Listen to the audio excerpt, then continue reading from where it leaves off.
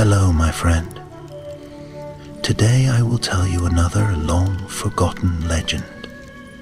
Close your eyes and let the magic transport you to Middle-earth. Our journey begins.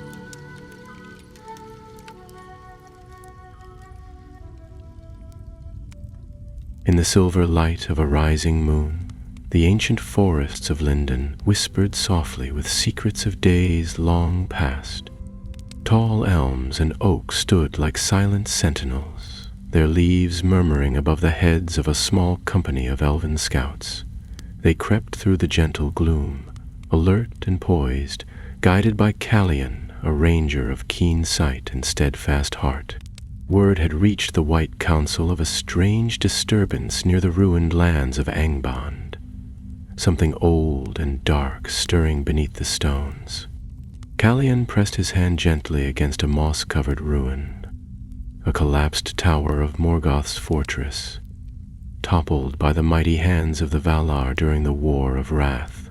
Here, hidden deep beneath the fallen stones, lay a labyrinthine vault no elf had dared to disturb, until now. In hushed tones, Callian shared what he had gleaned from ancient scrolls. Morgoth, master of deceit, had once sought a perverse new art. He aimed to capture and twist the fairest of the elves, imbuing them with his own vile power, molding them into orcs who bore not only his malice, but the echo of their former grace. That very night, the elves saw strange lights glimmer through cracks in the ruined walls, flickering as if the dead sentries of old still held watch. A chill passed through them, though the air was still.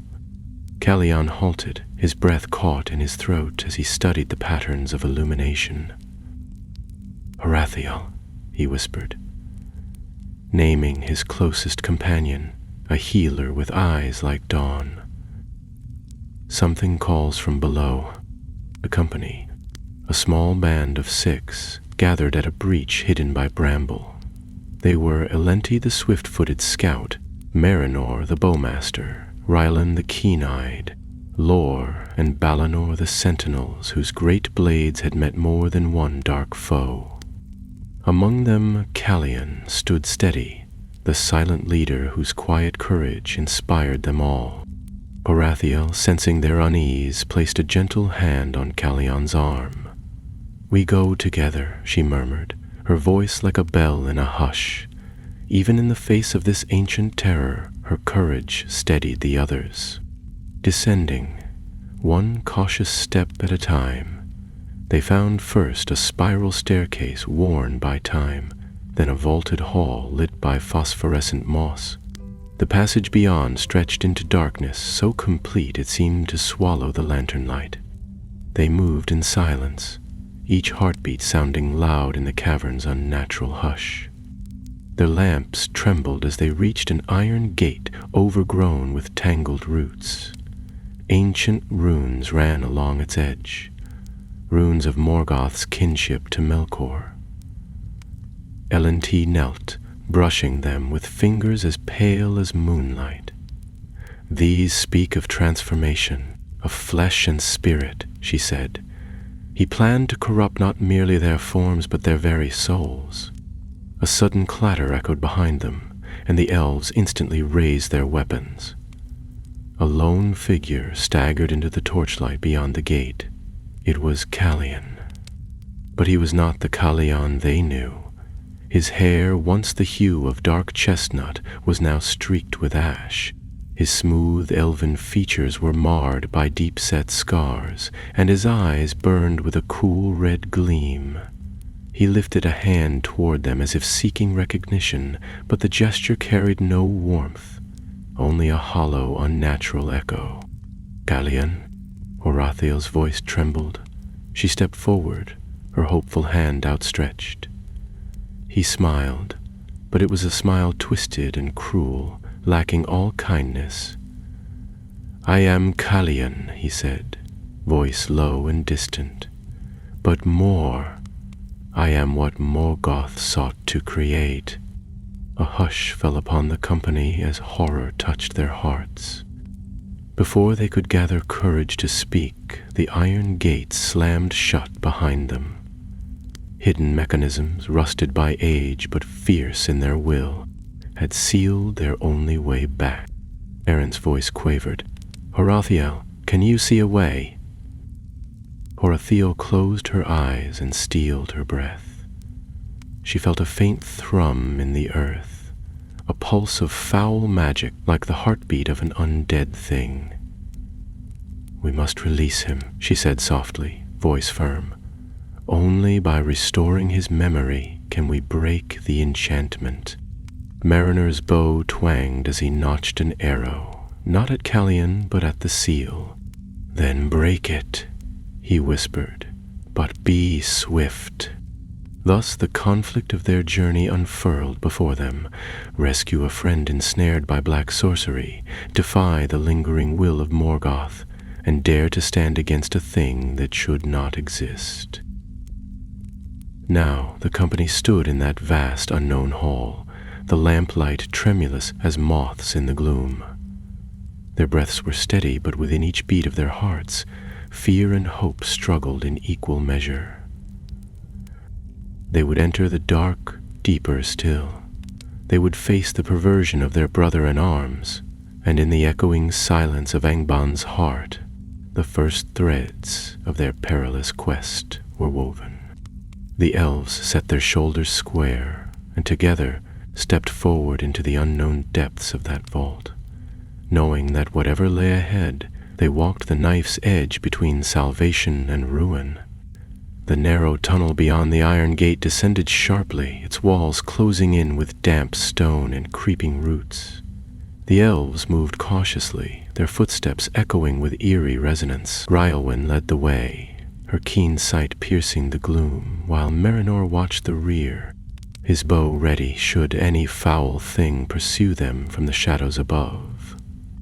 Callian's figure, twisted, changed, had vanished into the darkness ahead. Only the echo of his voice remained, trailing behind like the last breath of a dying wind. I am what Morgoth sought to create. It haunted them, whispering in the silence, repeating in their minds. This place feels wrong, Lore muttered, voice low, as if the stones remember pain. They believe, said Horathiel quietly, her fingers brushing the wall as they moved. This was no mere dungeon. It was a chamber of unmaking. The tunnel opened into a vast chamber, hollowed out in the ancient rock, where a dull red glow pulsed from veins of iron-laced stone. Strange apparatuses littered the space, furnaces long cooled, tables marked with runes of power, and cages wrought of black steel. It was clear this was once a place of experiment, cruel and terrible. In the center of the chamber stood a great basin carved from obsidian, filled not with water but with a thick, dark liquid that shimmered as though lit from within. Horathiel approached it cautiously, and as she gazed into the surface, the shadows formed images. Fragments of memory, of elves in chains, of voices crying out, of light being drawn from their eyes like smoke. Rylwyn turned away, unable to bear it.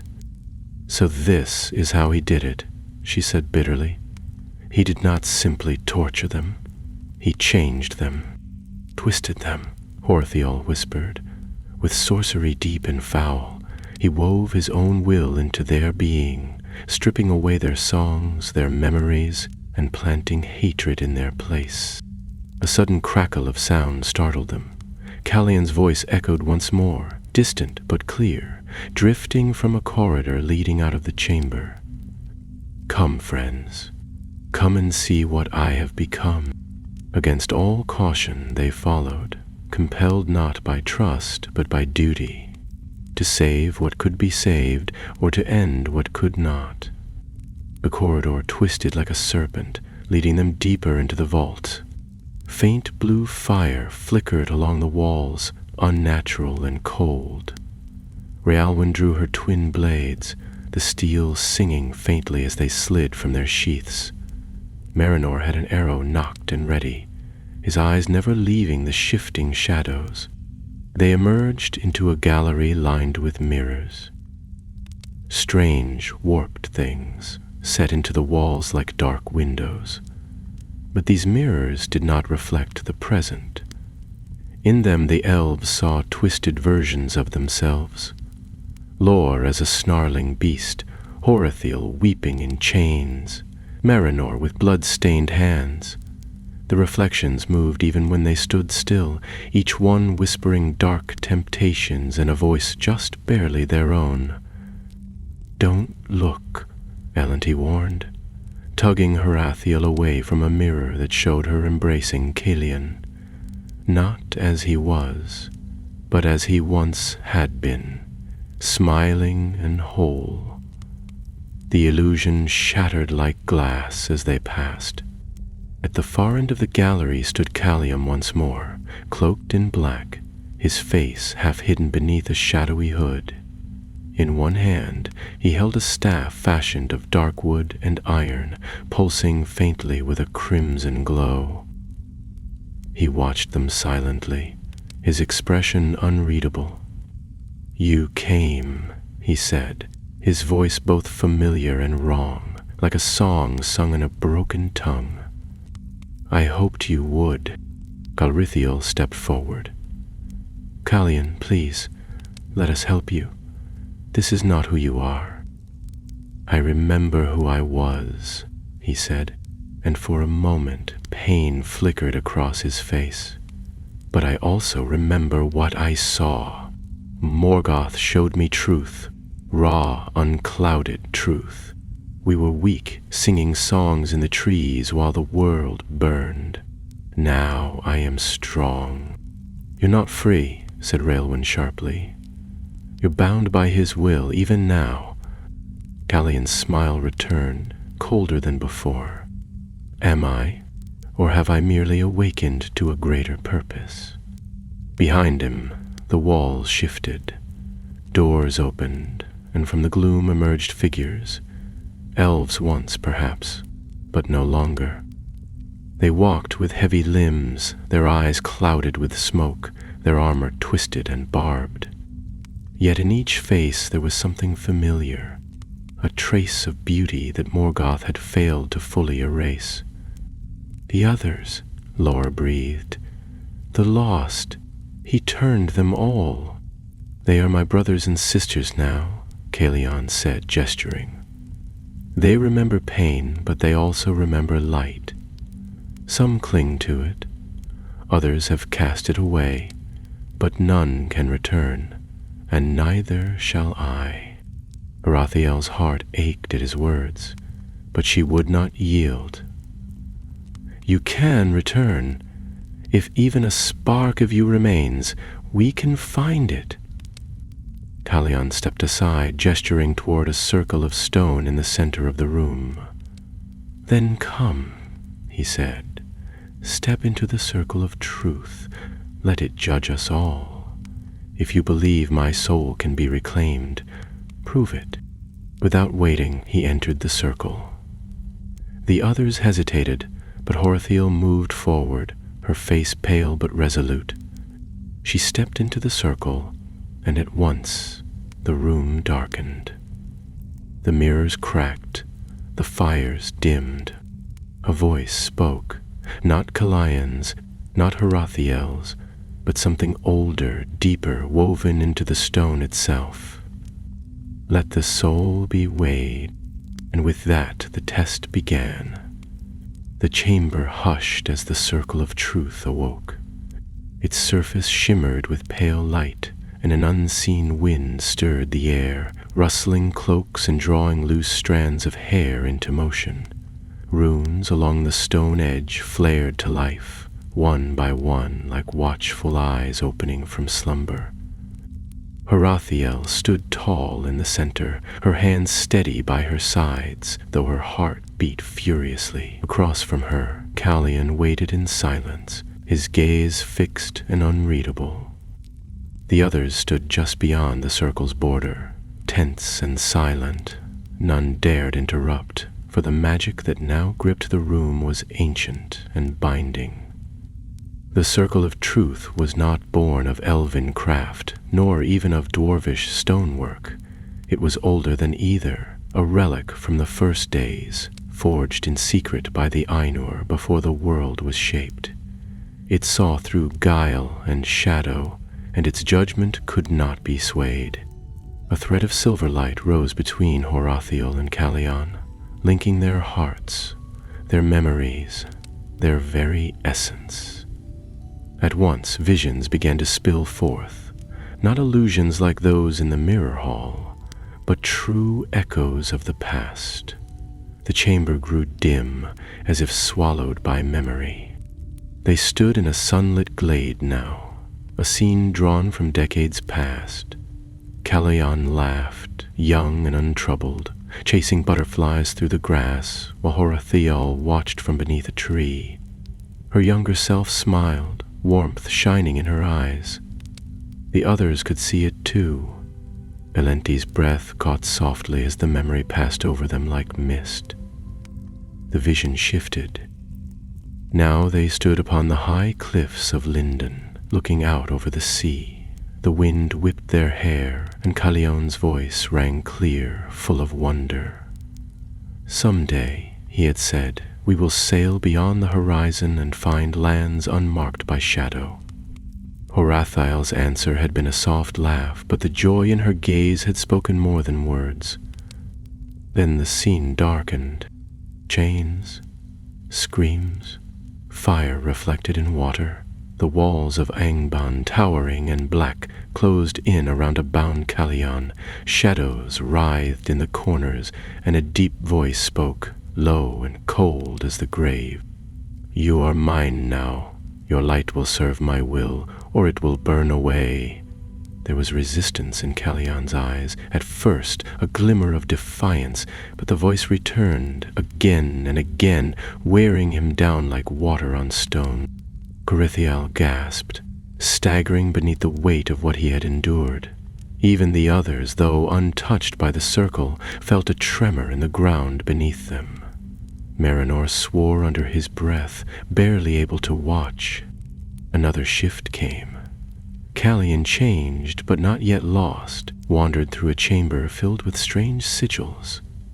He whispered names to himself, his own, his friends, the stars above Lindon, holding on to them like a drowning man clutching driftwood. But each time the voice called, another memory slipped from him. Faces blurred, words twisted. The darkness grew. Back in the present, within the circle, Calian's face showed pain. "You see now," he said hoarsely. "I fought for so long, but he took everything." Horathiel's voice trembled, but it was firm. "Not everything. You still remembered us. You still called us friends. That is no small thing." Calian closed his eyes. It was small. A flicker. A dream fading. I tried to hold it, but it broke like glass. "You are here," Horathiel said, stepping closer within the circle. "You brought us here. Some part of you wanted to be found." The silver thread pulsed between them, brighter now. The light washed over Calian's face, softening the harsh lines and flickering shadows that clung to him. For the first time since his return, there was a trace of the elf he had once been. But then the circle shuddered. Darkness, thick and oily, spilled up from the stone beneath Calian's feet. It wrapped around him like chains, dragging him down. The circle of truth was not merely a vessel of memory. It was a place of reckoning, and now it called for judgment. "No!" Horathiel cried, reaching for him. "He still has light in him." The others surged forward, but the circle's boundary flared, holding them back. Calian's eyes locked with Horathiel's. "I don't want to be lost," he whispered. "Not again." "Then fight," she urged. "Fight him now, with us." Callion closed his eyes. For a heartbeat, all was still. Then he lifted his arms, and the darkness recoiled as if struck. The runes around the circle blazed white, and a burst of light erupted from the center. The chains shattered. When the glow faded, Callion fell to his knees, gasping. His skin no longer bore the ashen hue of corruption, and his eyes, though rimmed with weariness, shone silver once more. The circle dimmed and fell silent. Its task was done. Erathiel caught Callion before he collapsed, her arms wrapping around him with quiet strength. "You're home," she whispered. "We've found you." But even as relief washed over them, a low rumble echoed through the vault. The ground trembled. Dust fell from the ceiling. Marinor turned sharply toward the passage. "We've stirred something. We need to move, now." Behind them, doors that had not opened in millennia creaked and groaned. The vault was awakening, its wards undone by the breaking of Morgoth's final enchantment, and deep below, where no elf had walked in any age, something stirred. The battle for Callion's soul was over, but the greater trial had only just begun. The stone beneath their feet vibrated with a slow, rising tremor, as though the mountain itself had awakened from a long and bitter slumber. Dust drifted from the high archways of the vault, catching in the pale light of the fading circle. Callion leaned heavily on Horathiel's shoulder, his strength drained, his face pale but no longer twisted by Morgoth's lingering curse. He was himself again, or as much of himself as had survived the torment. "We must go," said Marinor, his sharp eyes sweeping the dim chamber. "This place is not empty. Something else moves now that the enchantment is broken." Elenti was already at the edge of the passage, listening intently. Footsteps. Not stonefall. Many of them. Callion stirred, breathing shallowly. "The broken," he murmured. "He kept them below. Not all were finished. Some changed too far. They wait for command." Erathiel helped him upright, steadying his weight with quiet determination. "Then we shall not linger. If Morgoth's horrors yet breathe, we must seal this place behind us and make for the surface." They moved quickly through the corridor that had brought them to the mirror hall, but the path had shifted. The walls twisted now, unnaturally warped, as though the vault itself resisted their escape. Flickering lights danced along the stone, and voices, whispers too faint to understand, trailed at the edge of hearing. Callion flinched at every turn, the memories pressing hard against his newly reclaimed mind. At a branching passage, Raelwyn halted, one hand raised. "There," she said, pointing toward an archway sealed with a half-fallen portcullis. "That's the way we came, but it's collapsed." Behind them, the sound of footsteps grew louder, not hurried, not careless, but purposeful, and many. Shadows pooled at the far end of the corridor, moving with unnatural fluidity. "They're coming," said Lore grimly, his blade already drawn. "We need another way." Elenti knelt beside the broken portcullis, inspecting the mechanisms beneath it. "This is not just stone. There's enchantment here, woven into the gate itself. Perhaps I can disrupt it." Marinor covered her, arrow drawn, while Raelwyn and Balinor moved to guard the rear. Horathiel stayed close to Callion, whose breath came in shallow gasps. She pressed her palm to his chest, whispering soft words in the old tongue, words of healing and memory. A faint glow stirred beneath her hand, but she knew it would not last. Calion had been returned to them, but he was fragile as winter frost under a morning sun. Elenti's fingers danced over the runes carved into the stone base, her brow furrowed in concentration. "It's Morgoth's design, but I think I can unbind it, at least long enough for us to pass." A howl echoed down the corridor. It was not the voice of wolf or beast, but something far worse, broken, yet filled with rage. The elves tensed as figures began to emerge from the darkness. They were tall and hunched, clad in piecemeal armor, and bearing the scars of incomplete transformation. Their eyes glowed faintly, though not with the heat of fire, rather with a cold hunger that spoke of things once noble, now defiled. The broken had come. "Almost there," Elenti hissed, her hand trembling as the runes resisted her will. Marinor loosed an arrow, striking the lead creature cleanly in the chest. It stumbled, but did not fall. Another followed, and a third, closing the distance with unnatural speed. "Hold the line!" cried Balinor, stepping forward with Lore. Their blades met the first of the creatures in a clash of steel and bone.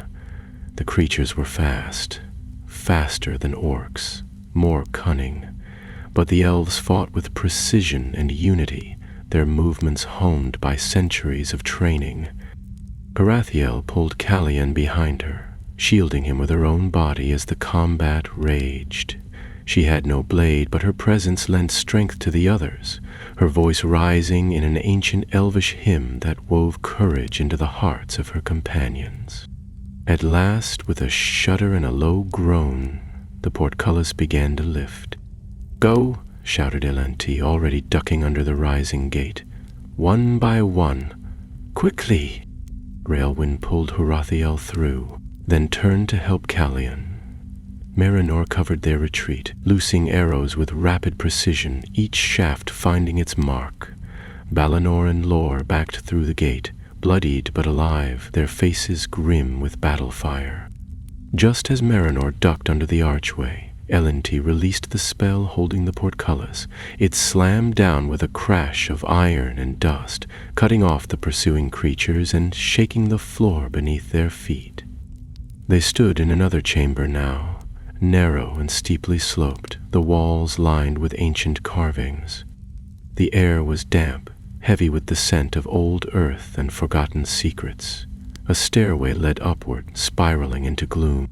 "Up we go," said Rowan, catching her breath. "Before those things find another path." They ascended quickly, half carrying Calion, who drifted in and out of consciousness. As they climbed, Horathiel saw that the walls bore images not only of torment, but of struggle. Figures with elven features resisting the transformation, their hands reaching for the light, even as shadow consumed them. "Abel tried," she whispered. "Some of them tried to hold on." Lore looked back at her, face streaked with dust and blood. "We'll remember them, but we must survive first." At last the stairway ended at a broken archway, choked with roots and rubble. Moonlight filtered through the cracks. Freedom. With a final effort, they cleared the stones and emerged into the night. Stars glittered overhead, and the air was sharp with cold. They were atop a ridge near the western edge of the ruined fortress. The land stretched out before them, scarred but open. Behind them, the mountain groaned once more. A dull red glow lit the entrance they had fled, and a distant roar echoed up from the depths. Calion stirred and looked toward the ruins. "It isn't over," he said weakly. "What he began down there, it still lives." Horathiel took his hand. "Then we ended, but not tonight." The company turned westward, toward the forests of Lindon. The dawn would come soon, and with it, hope. But in the deeps behind them, beneath stone and shadow, the broken works of Morgoth stirred in restless sleep, awaiting the day when they might rise again. The wind whispered through the trees of linden, brushing the high branches with a gentleness the elves had long called sacred. Dawn had broken over the hills, casting long golden beams across the slopes, but the company that emerged from the ruined vault bore little joy in its light. Their clothes were torn, their eyes hollow, and Calion, though freed from Morgoth's enchantment, remained quiet and pale, the battle within him far from over. They made camp in a hollow beneath a fallen oak, where moss muffled their steps and the sound of running water brought a little comfort. Mariner, though his shoulder was scored with a wound from the fight below, took first watch, while Elenti and Raelwyn began tending to the wounded. Huathiel remained at Calion's side, her healing arts now focused not on flesh, but on memory. Each time she sang, a faint shimmer kindled in Killian's eyes, fragments of old songs, half-remembered faces, the scent of apple blossoms in spring. Yet still he said little. As twilight came once more, Lor sat beside the fire, sharpening his blade with slow, deliberate strokes. He spoke of the broken, he said at last, of those Morgoth changed too far. But if they still breathe in those depths, and the vault has awakened, what holds them back now? Balinor stirred from where he sat beneath a tree, arms crossed. We sealed the gate behind us, the portcullis held. Unless the enchantments twist again, they cannot follow. Perhaps, Lor said, his voice flat. But perhaps something worse remains below, something still bound to Morgoth's will. Calion is free, but what if his escape was foreseen? What if we've played into a larger design? Raelwyn glanced up, her face drawn. You think this was a trap? I think, Lor replied slowly, that Morgoth never did anything without purpose. He knew he would fall, yet he left behind these vaults. What for? Revenge? A new army? Gorathiel looked at Calion. He was watching the fire now, silent but listening. What do you remember of the others? She asked softly. Talion's voice, when it came, was low and hoarse. They were not orcs, not truly, not yet. They remembered names sometimes, places. One spoke of the Erd Luin, another remembered the sea, but Morgoth, he buried them in darkness, broke their minds so they would beg to forget. Then why were they kept alive? Elenti asked. Why not finish them or cast them aside? Calion's eyes flickered. Because they were his mirror, his proof. He said he could make elves better, stronger, eternal, not bound by the light but by fear. He wanted to create a new race, one that would never disobey, never forget his voice. Silence fell over the camp. The fire crackled softly, and beyond the trees an owl called once, then was still. It was Raelwyn who spoke next. Then we cannot leave the vault unguarded. If those things remain, someone must stand watch. We should warn Gil-galad. Gorathiel nodded. We will, but we need proof. Word alone will not be enough, not of this. We must bring back something from the vault, a record, a relic. Lor frowned. You want to go back? No, she said. But we must send someone, or we return with a greater force.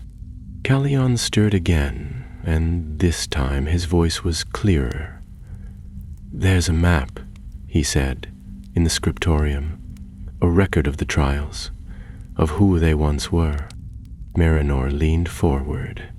"You saw this?" "I held it," Calian whispered. "I used it to remember who I was. Names carved in Elvish and black speech, marked with numbers, signs. It was hidden in a sealed chamber beneath the circle of truth." "Then we must go back," Reowen said grimly.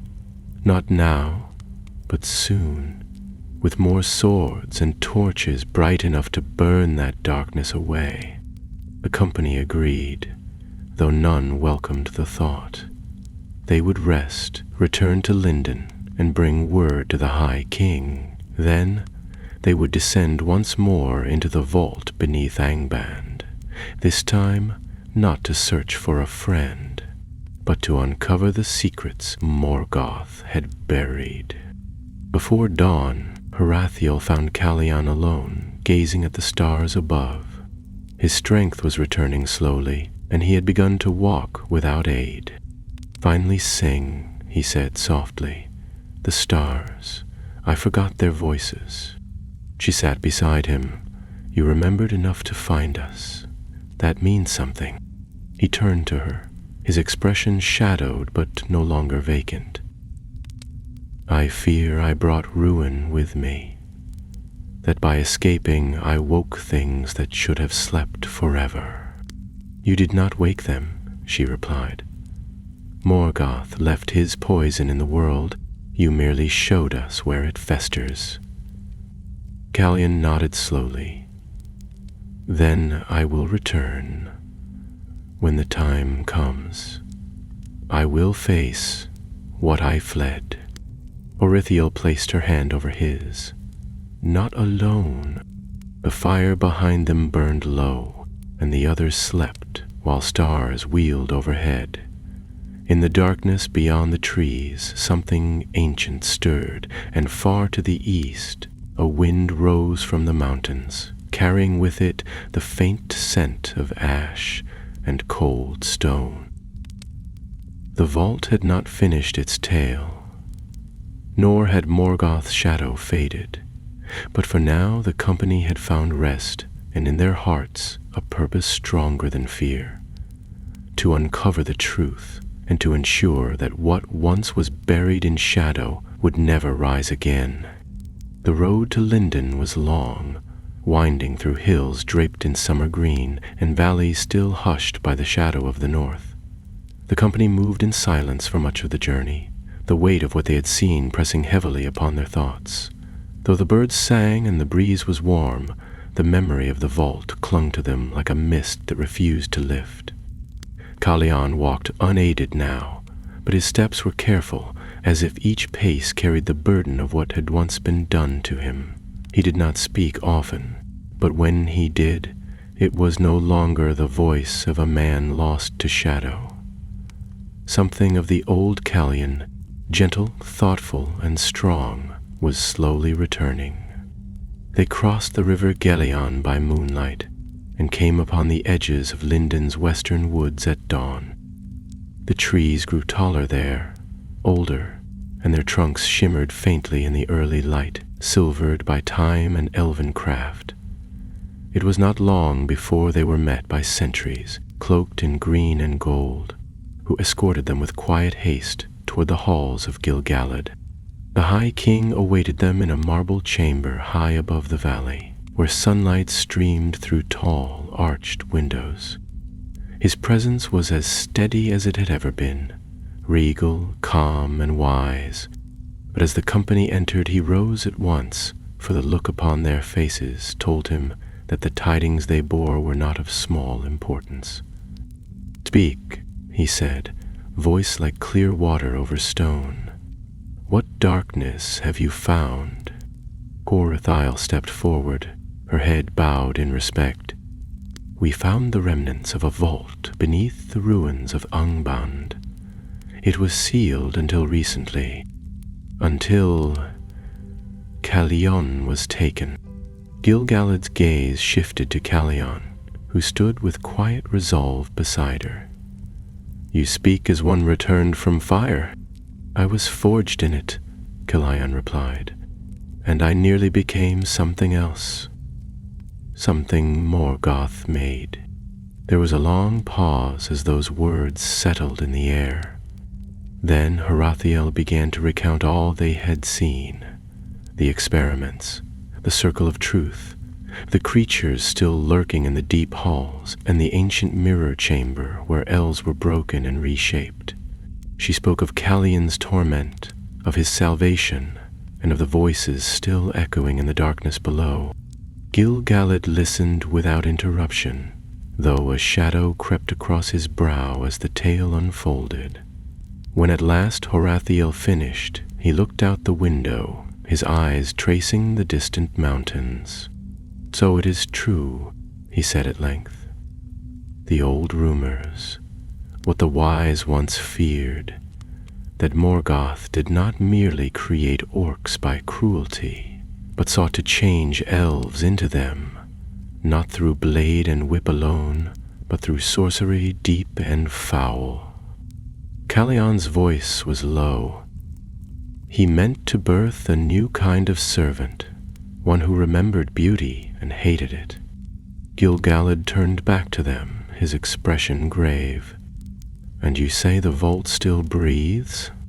"It does," Rylan answered. "And what lies within it will not stay silent forever. There is a map, a record of the process. Callion saw it, and we must recover it." The king nodded slowly. "Then it will be done. But not by your company alone.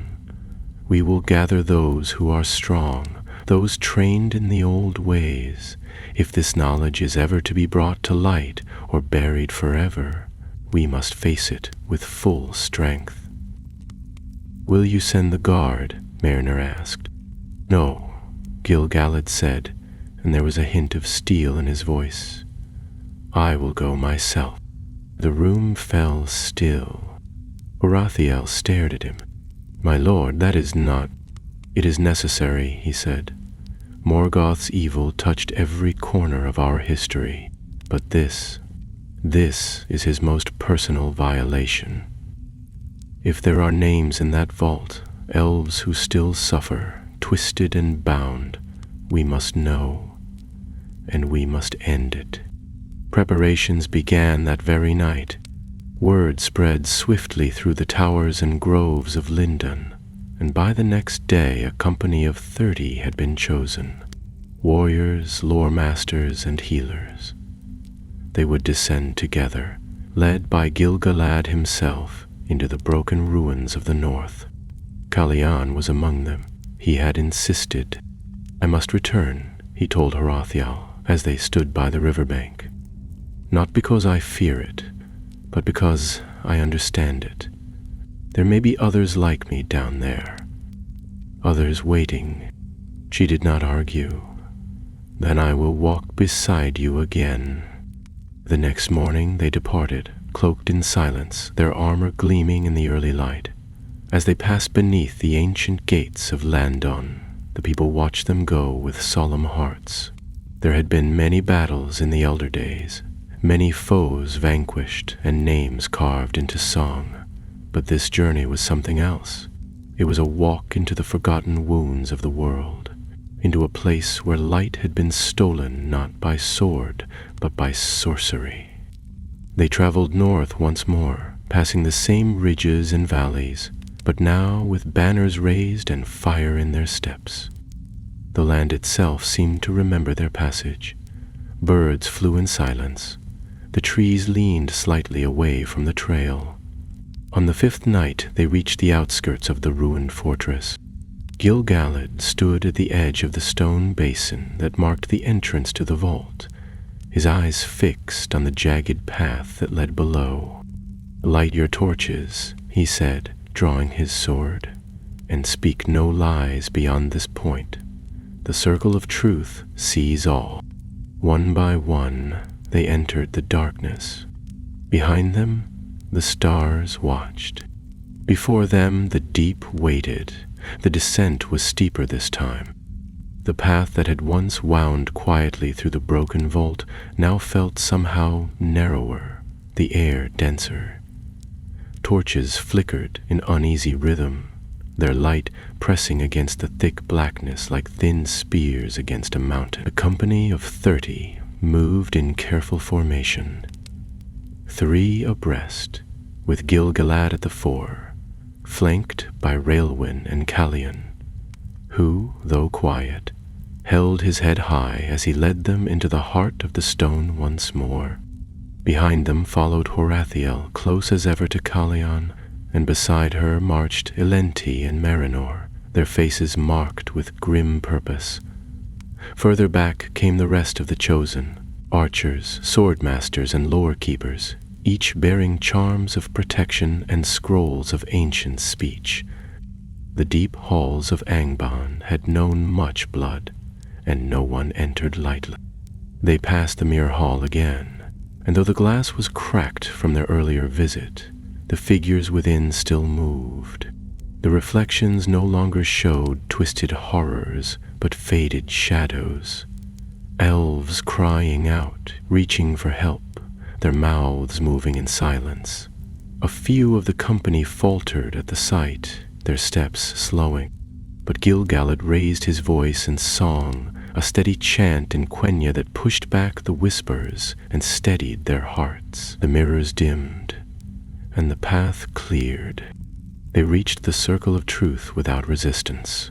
The ancient runes still pulsed faintly, and the silver thread that had once linked Calian and Horathiel flickered briefly as he passed.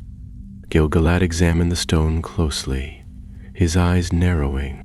"This magic is not wholly undone," he said. "There is still power here." Calahir nodded. "Below the circle lies a chamber, sealed.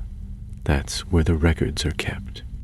2 of the lore masters came forward, carrying rods of polished ashwood tipped with bright crystal.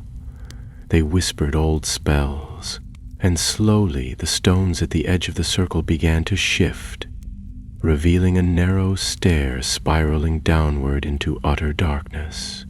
A gust of cold air rose from below, carrying with it the scent of burnt iron and ash. Gil-galad did not hesitate. He stepped onto the stair, and the others followed. They descended for what felt like hours, though in truth it was only minutes. The torchlight seemed to bend in strange ways here, casting shadows that reached too far and moved where no wind stirred. The silence was thick, broken only by the sound of boots on stone and the distant drip of water. At the bottom, they found a door. It was massive, forged from black iron and inlaid with silver runes that glowed faintly at their approach. Calian stepped forward again, tracing the lines with a steady hand. "I remember this," he said quietly. He called it the Archive of Purity. "Elven names," Horathiel whispered, "twisted to mean their opposite." Gil-galad laid his hand upon the center of the door. "Open," he said, "in the name of the flame imperishable."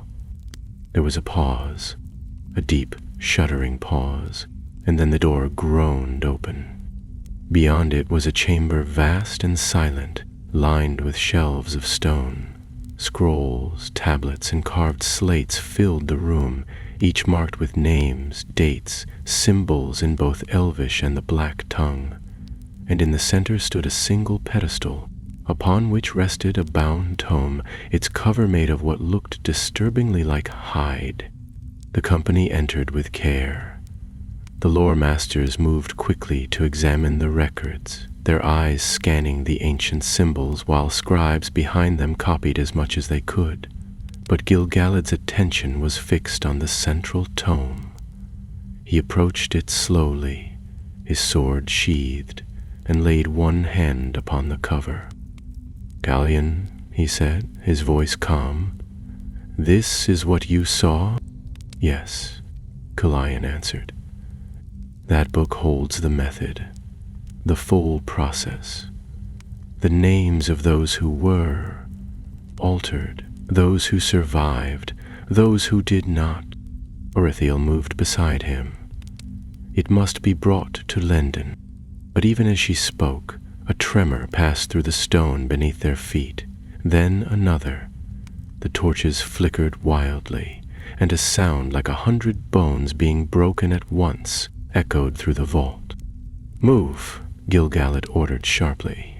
"Take what we can and prepare to retreat." The lore masters gathered scrolls and tablets, wrapping them in cloth. One scribe clutched the great tome as if it might leap from his arms. Then the tremor came again, stronger this time. From the far side of the archive, the stone split open, and something vast moved in the dark. They saw it only in glimpses at first, a long clawed hand emerging from the wall. A twisted face half covered in mail, its mouth sewn shut. Then another form, taller still, with skin as black as obsidian and eyes like empty wells. The broken had come. Dozens of them emerged from hidden cracks and deep tunnels, their movements jerky and unnatural.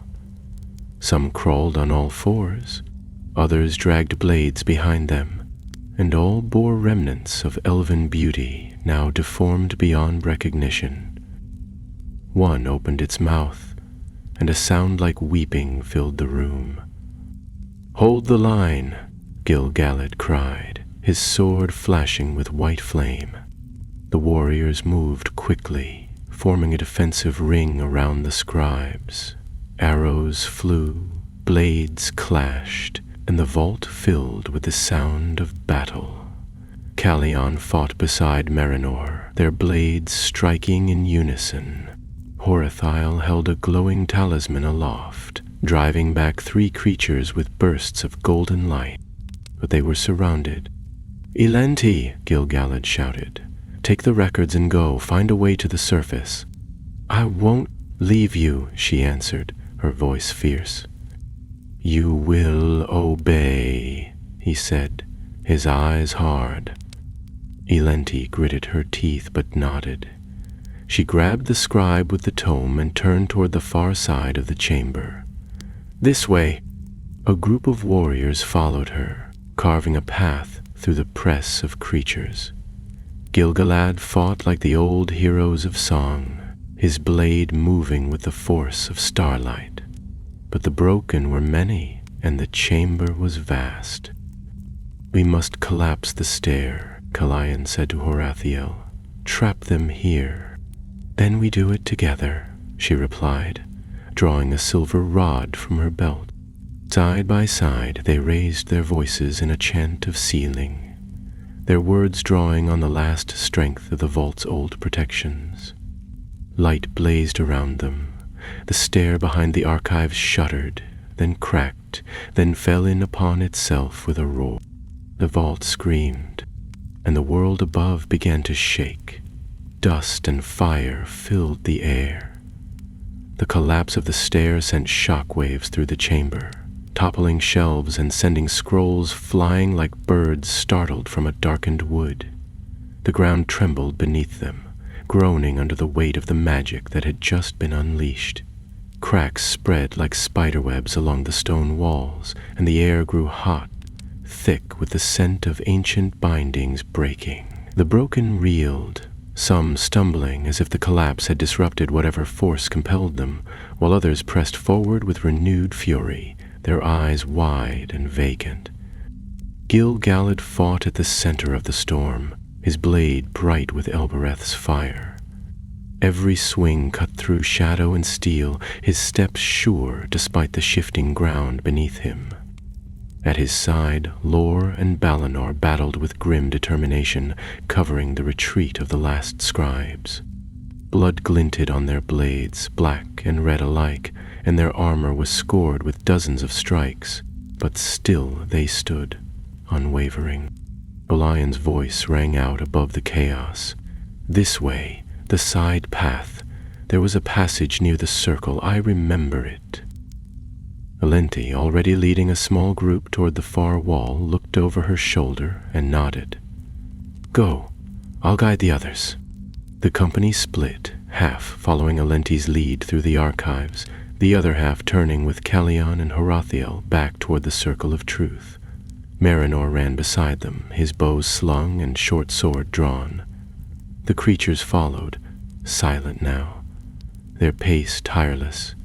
It was not blood they sought, but something deeper, a hunger born of what they had lost. Their steps were relentless, not rushing, not furious, but inevitable.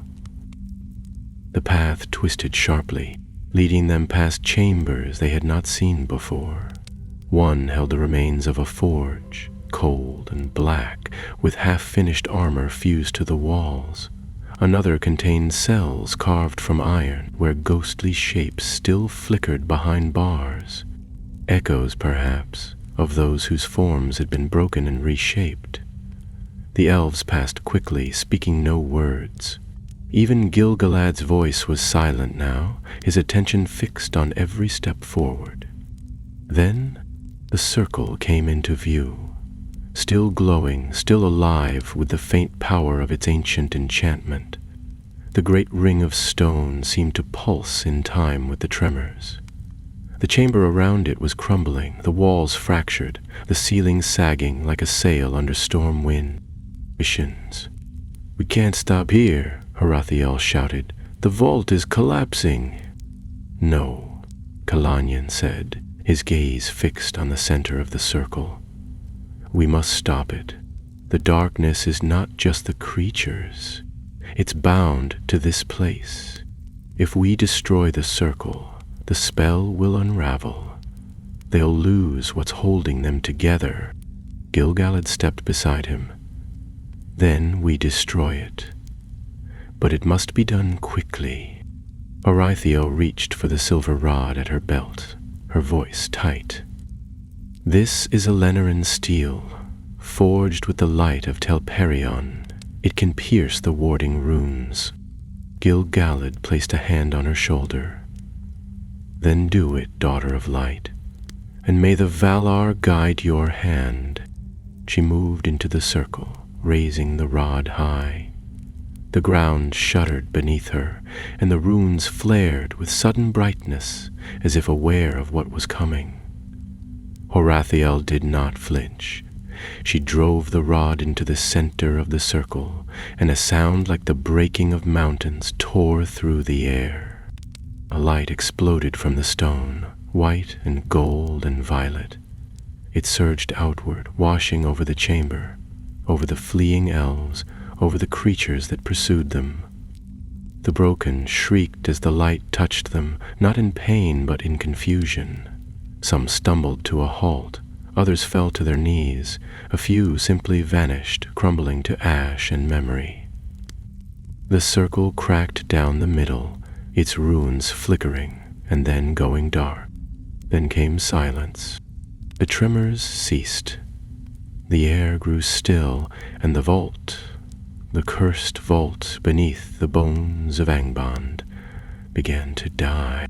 "Go," Gil-galad said, his voice low but steady. "We have little time." They moved quickly through the last passage, carved into the rock like a vein. The way narrowed, sloping upward, and the air grew clearer with each step. Faint light flickered ahead, not torchlight, but sunlight. True sunlight. The elves emerged onto the northern slope of the ruins, a place where few feet had trodden in an age. The sky above was gray, veiled by low clouds, but to the weary company it shone like the promise of peace. Behind them the ground rumbled once more, and the stone of the mountain let out a long, groaning sigh. Cracks split the earth, and smoke curled upward from the old vault.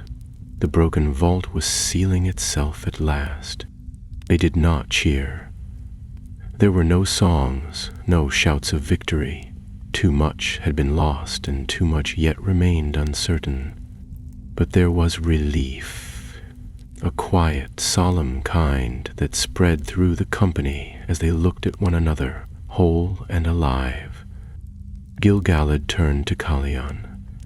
You led us well.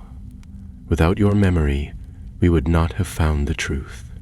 Calian met his gaze, and for the first time in days he allowed a faint smile. "Then let the truth be carried back. Let the names be remembered." Horathiel placed a hand over her heart. "We will record them, all of them, and their sorrow will not be forgotten." They set up a temporary camp that night, high above the ruins.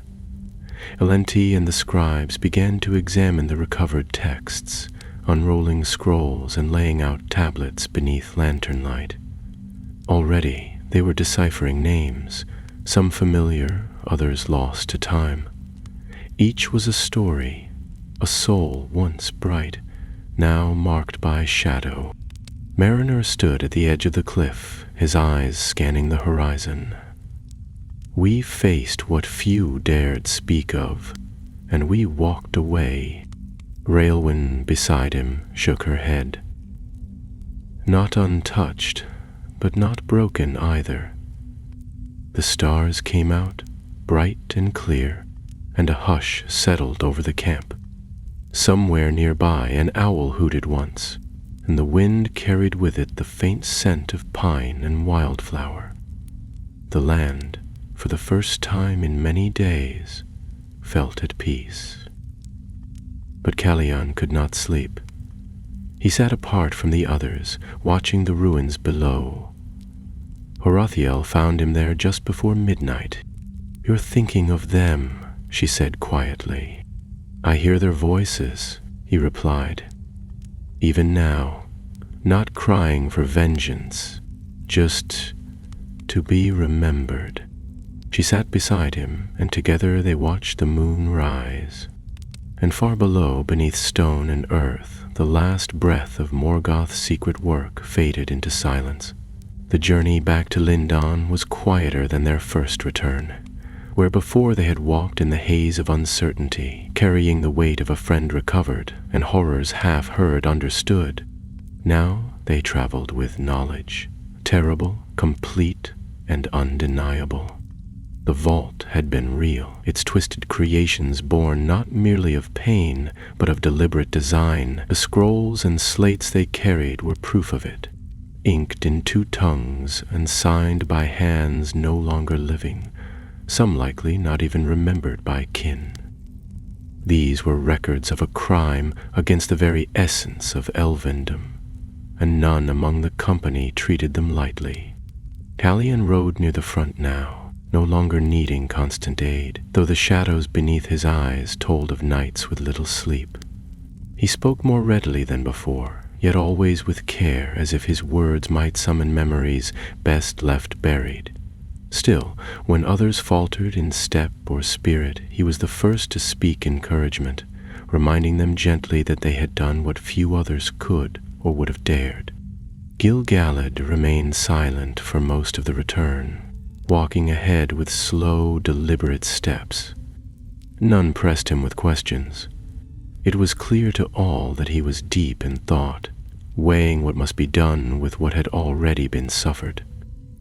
The High King of the Elves bore many burdens, but none heavier than the truth of what they now knew.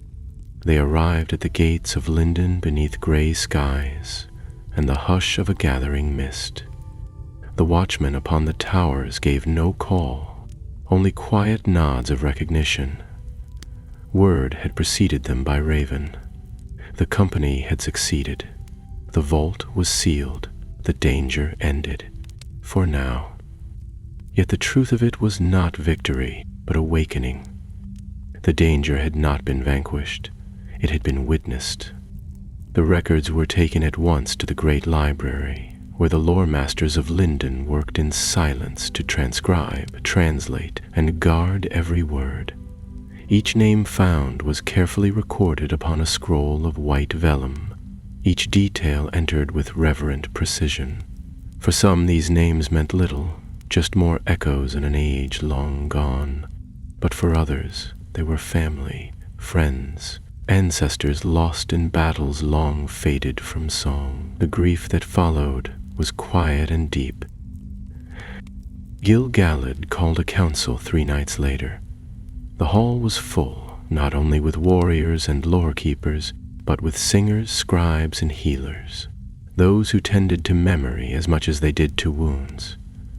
The High King stood before them, the vault's central tome resting on a pedestal at his side, its cover now wrapped in white silk to hide the darkness it bore.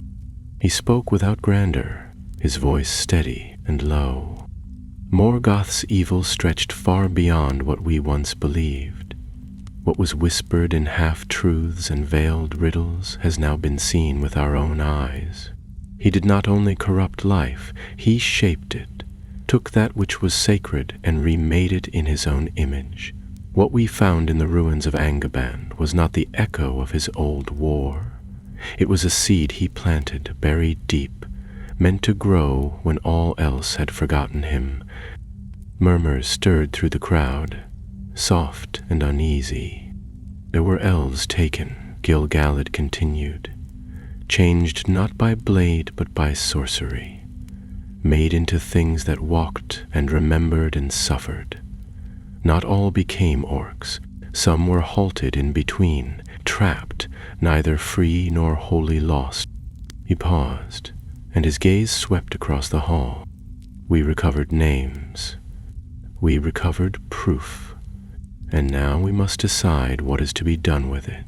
For if we bury this knowledge, the pain of those who suffered may fade into shadow. But if we reveal it, it will change what we thought we knew of our past, and perhaps our future. A long silence followed. Then Calian stepped forward, his face pale, but his voice clear. "I was one of them," he said. "Not completed, not wholly taken, but I saw the path laid before me. I walked it, and I returned. If there is even the possibility that others might still be reached, then we owe them that chance. The truth must be known." Clorithiel stood beside him. "If we deny what we found, we deny their pain, their memory, their hope." Gil-galad inclined his head. "So be it. Let the record be preserved. Let the songs be written. Let those who wish to know, know." In the weeks that followed, the work began in earnest.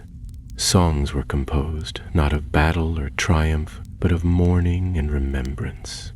The tale of the broken vault spread slowly, first through Lindon, then across the coasts, to Imladris and beyond. Some doubted it, others wept, and some, in the solitude of ancient halls, recognized names they had not spoken aloud in centuries.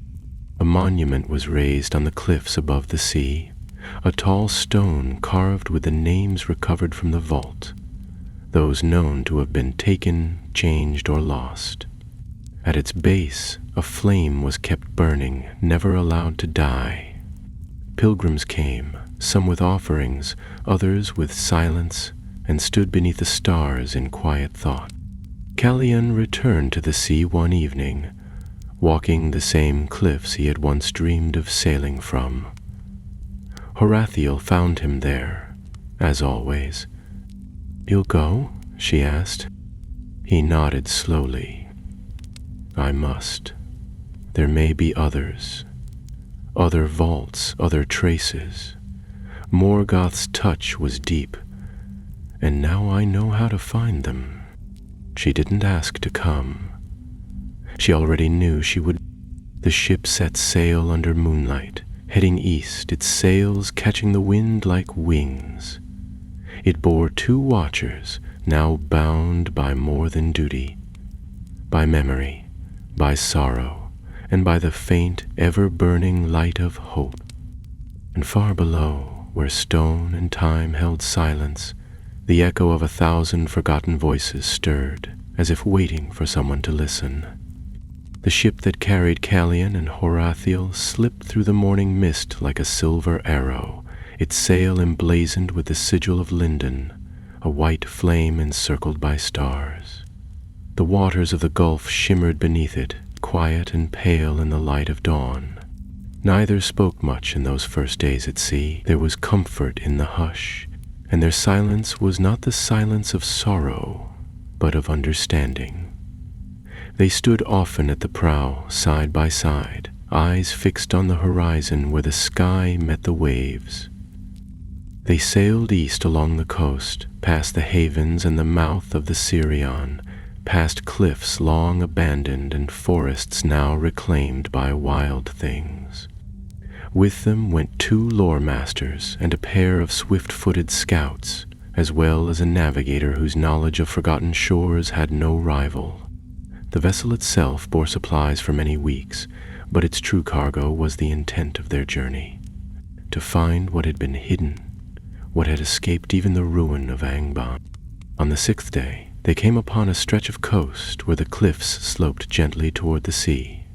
A ruined watchtower stood there, half swallowed by ivy and salt. It had once been a beacon, lit in the elder days to warn of ships bearing black sails. Now it stood in stillness, leaning like an old soldier too proud to fall. They anchored just offshore and came ashore by boat, their boots sinking into damp sand. Boratheo moved ahead first, her eyes scanning the land. "This place feels wrong," she said. "Not in fear, but in certainty." Callian nodded. "There was a fortress here once, long before the War of Wrath, one of Morgoth's lesser outposts, used for transport, not command. But the roots of his sorcery often run deepest where the stone is weakest." They climbed the slope in silence, past crumbling walls and collapsed stairs.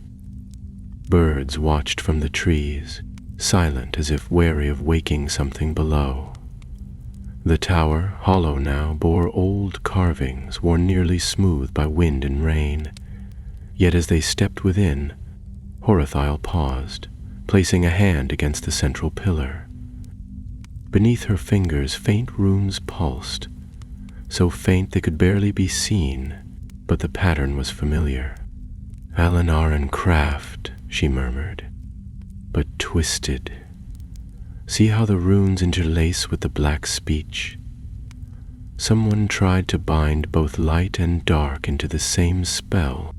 Callian crouched beside her, running his hand over the stone. This wasn't just a watchtower. It was a seal. A lid over something buried. He rose and turned to the others. "There's something below. We dig." The scouts fetched tools from the ship while the lore masters began chanting protective wards.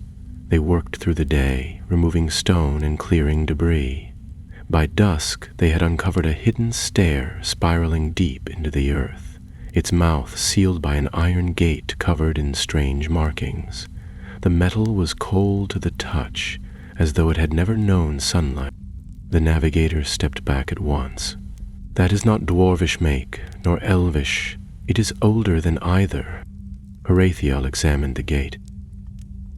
"These markings, they match the ones we saw in the vault." Filion drew his blade, its edge gleaming faintly. "Then we go forward, carefully." With effort, they forced the gate open. It gave with a hiss, as if the air behind it had been waiting. A blast of cold swept upward, carrying the scent of rust and stone and something else, faint but unmistakable. A song sung not in joy but in agony. Not with words, but with a weight that settled behind the eyes and in the chest, heavy and aching. They descended the stair, torches raised. The air grew colder with each step, and the walls narrowed. The further they went, the more the stone changed.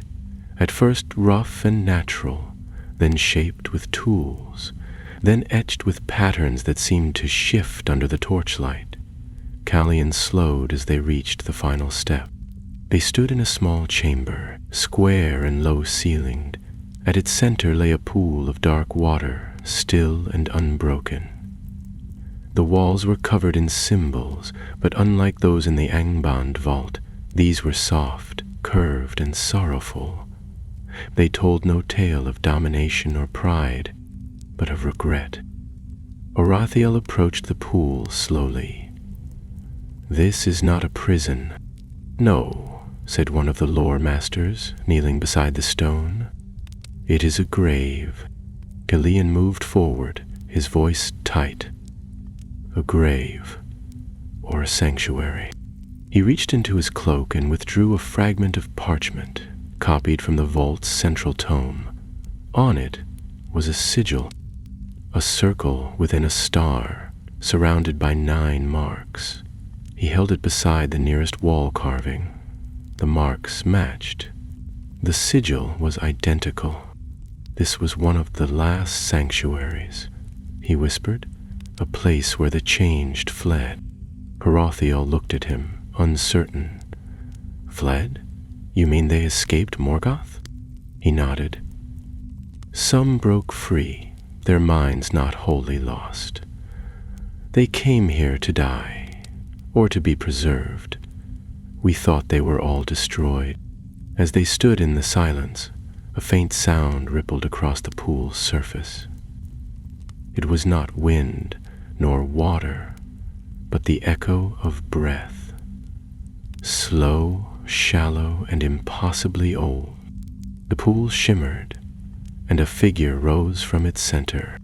It was not whole, half-formed, transparent, a memory made flesh.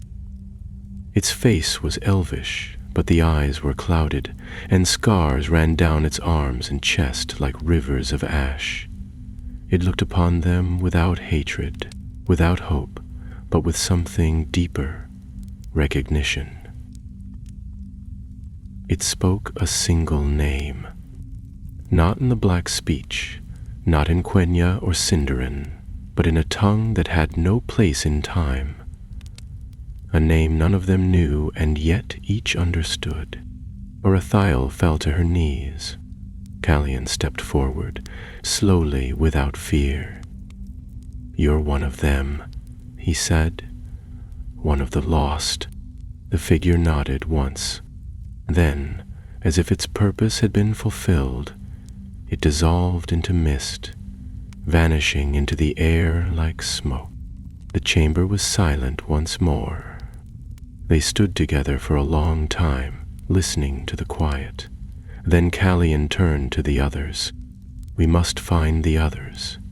If there are sanctuaries, there may be more survivors, and if we can find them, perhaps we can bring them back."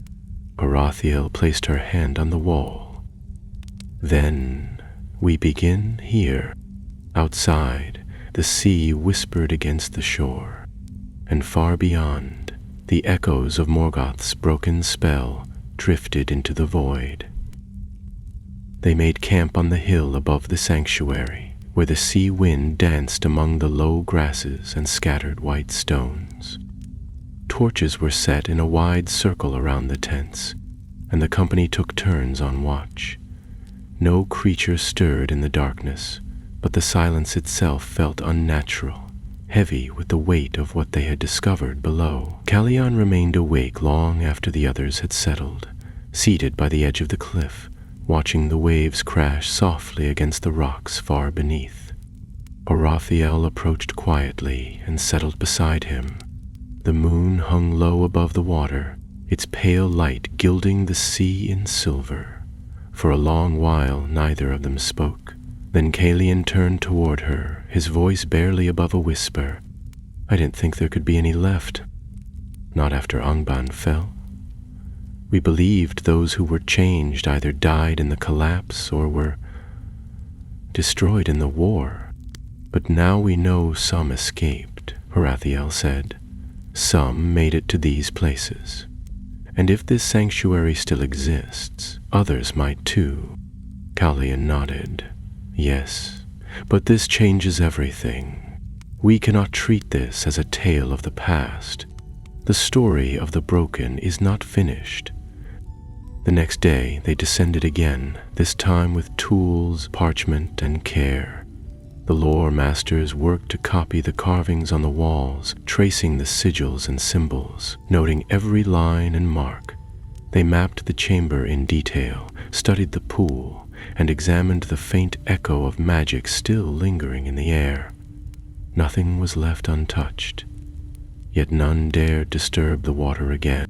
By mid-afternoon, they uncovered a narrow passage concealed behind a panel of stone on the far wall.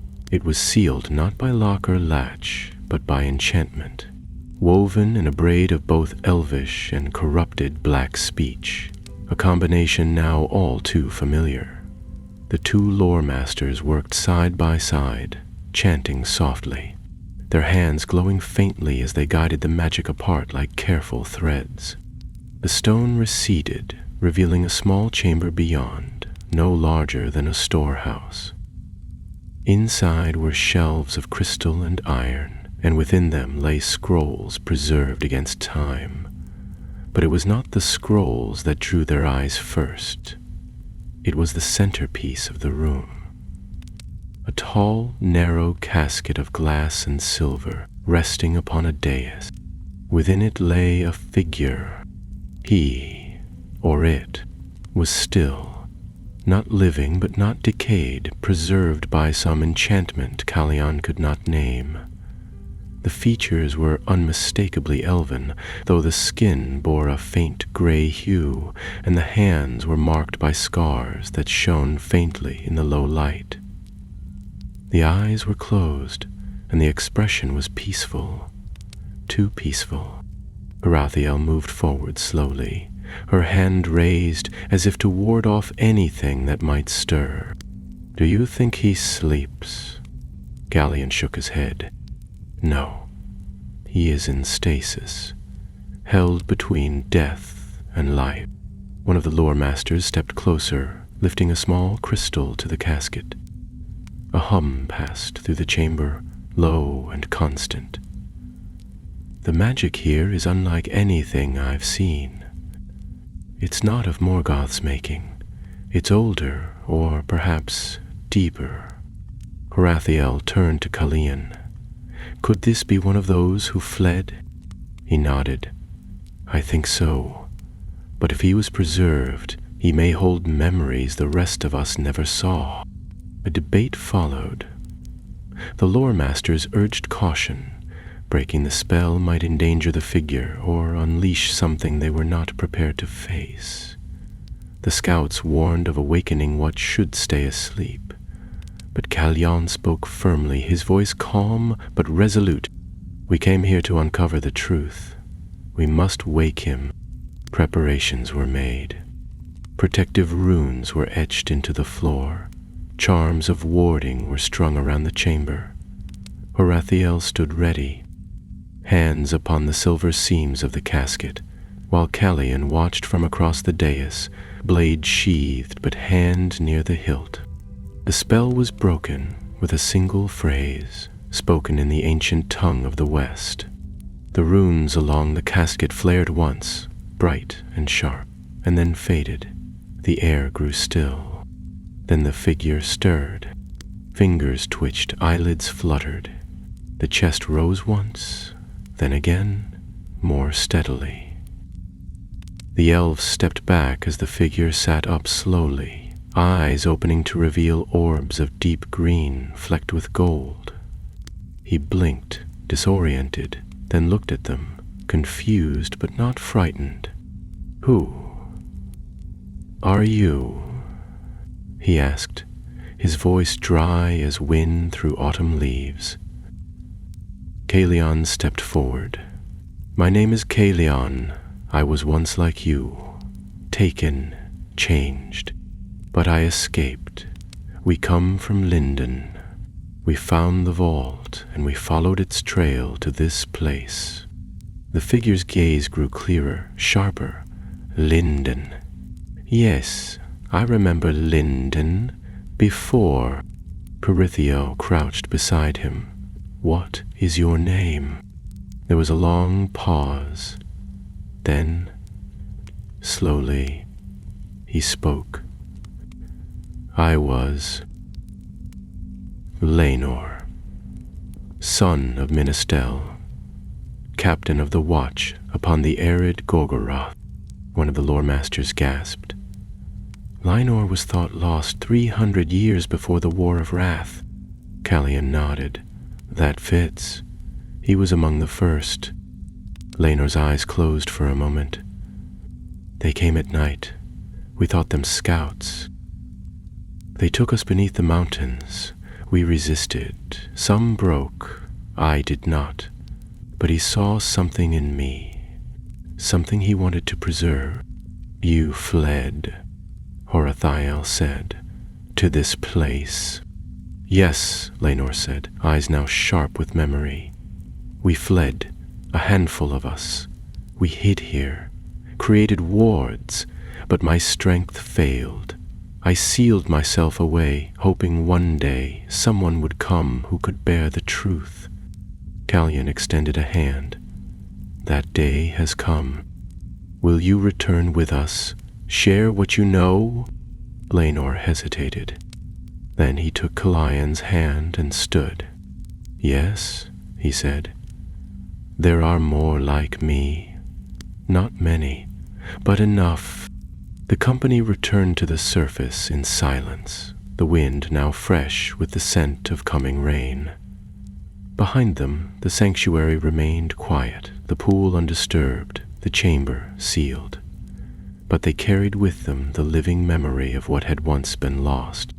Laenor stood at the edge of the sea and closed his eyes. I dreamed, he said softly, that the stars would return, that one day someone would listen. Calian stepped beside him. We are listening now. And so the journey continued, not only across sea and land, but into the forgotten corners of the First Age, where light and darkness had once met in secret, and where, even now, the quiet voices of the changed waited for their story to be heard. The return to Lindon with Laenor at their side was a quiet affair.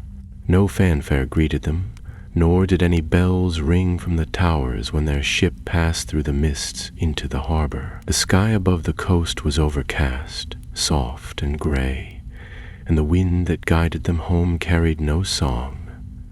Yet there was a sense of peace among the company, a silence that was not empty, but thoughtful, as if they had stepped into the last page of a tale still being written. Laenor, though strong of step and clear of mind, spoke little in those first hours ashore. He observed the city with the cautious eyes of one who had once known its stones, but now walked as a stranger. The architecture had changed. The trees he once remembered had grown taller, or fallen, or been replaced, yet his gaze softened when the halls of the great library came into view, and when Horathiel guided him beneath the marble arches. He touched one of the carved pillars and whispered a name lost to all but him. Calian stayed near him at all times, not out of necessity, but of shared experience. They did not need words to understand each other. There was a bond between them now, one forged not by kinship or battle, but by survival. What had been taken from them had left the same shape in their spirits, and though they had walked through different shadows, they had emerged into the same light. The council convened within days. The chamber was full once more, not only with the lords of Lindon and the High King, but with emissaries from Imladris and Lothlorien, from the havens and beyond. News of Laenor's awakening had traveled faster than the ship itself, carried by the same unseen channels that bore the names of the broken to those who still listened for the echoes of the past. Laenor stood before them with dignity. His bearing was regal in a quiet, unassuming way, and his voice, though unaccustomed to such gathering, carried through the hall with calm clarity. "I speak not for myself alone," he said. "I speak for those who were taken, for those who were changed, and for those who never stopped hoping they might one day be remembered."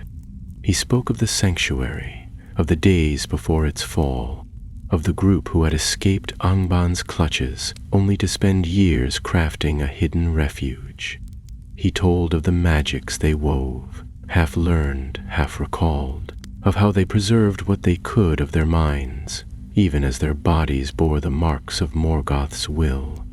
He spoke of their hope that one day the corruption would be undone, that healing could be found in the world above. Not all had made it, he said. Some perished, some succumbed to the lingering call of the dark and were lost, but a few remained, even now, hidden in places unknown, waiting. Elves followed his words, and for a time none in the hall moved. Then Gil-galad stood. We have heard the voice of one who walked in shadow and emerged into the light.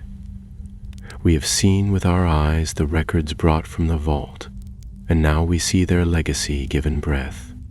The wounds of the First Age are deep, but deeper still is the strength of those who endured. We will search for the sanctuaries. We will bring the lost home. And so it was decided. The work began at once. Across Lindon, messengers were sent to every corner of the elven world. The scrolls from the broken vault were copied and distributed to scholars and scouts, and search parties were organized to comb the ruins of old strongholds and forgotten coastlines. The lore masters of Lindon began crafting a new codex, a living memory, one not only of names but of voices, stories, and choices made in the dark. It was called the Book of the Twice-Born, and Celion wrote the first passage himself. The passage of months did not slow the task. New names were uncovered, and more ruins were found. A second sanctuary was discovered far to the south, nestled in the remains of an old temple, where a small group of changed had lingered in a trance-like slumber. They were brought back slowly, carefully, into the world. Not all could be healed, but none were left alone. Laenor remained in Lindon for a time, advising the lore masters and aiding Calian and Horathiel in the shaping of the codex. He spoke often now, and though sorrow lingered in his eyes, there was also joy, the joy of belonging, of being part of the world once more.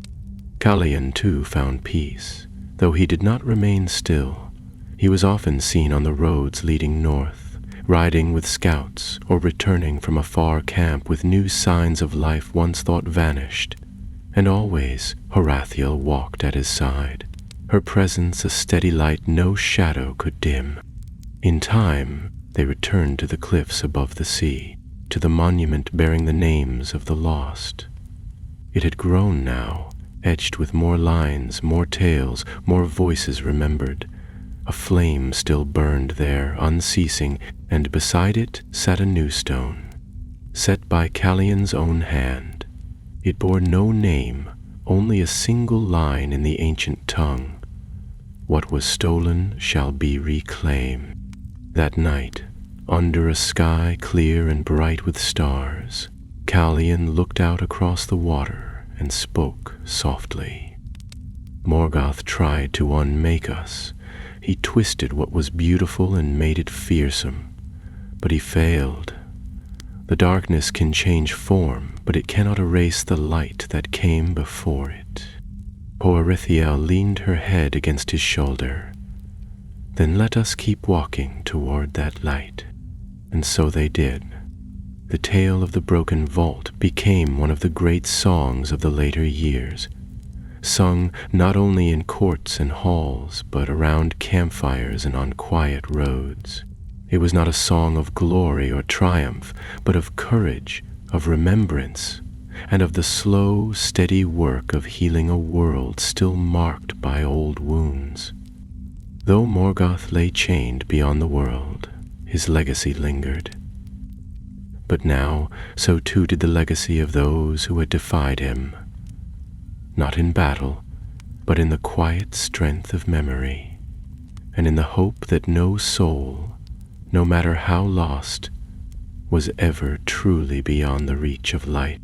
And thus the story found its end, not in a final blow or a last breath, but in a fire that kept burning and a name that kept being spoken long after the stars had wheeled on.